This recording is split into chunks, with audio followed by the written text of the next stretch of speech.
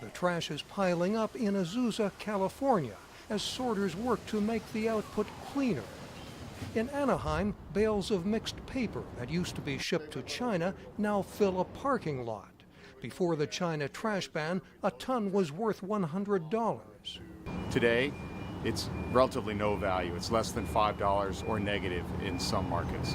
American recyclers say it had been a good relationship. Products made in China were shipped to the United States. Trash was sent to China, benefiting from low shipping rates for returning containers to be recycled and used in new manufacturing.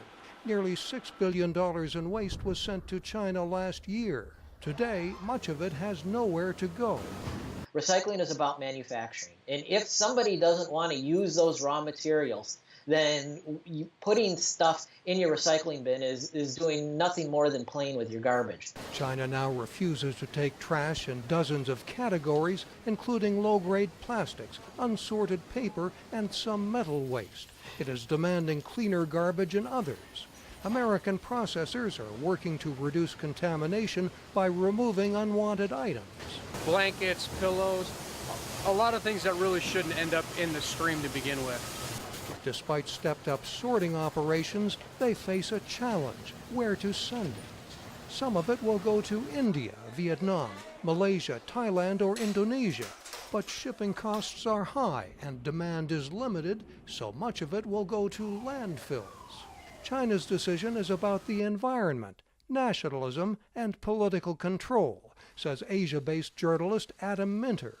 When you see China sort of pushing against the recycling industry, it's really pushing against private industry and in favor of state-owned enterprises. And that is very much in line with the way that Chinese economic policy has been going for the last 5 years. Millions of small-scale Chinese recyclers made China's recycling business possible. Picking through stuff and making their lives slightly better every day through the money that they made off of that. It had environmental repercussions, but it also raised 3 to 5 million households out of poverty. Goldstein says China faces hurdles to create an operation as efficient. Also, it could lose a consistent source of recycled materials.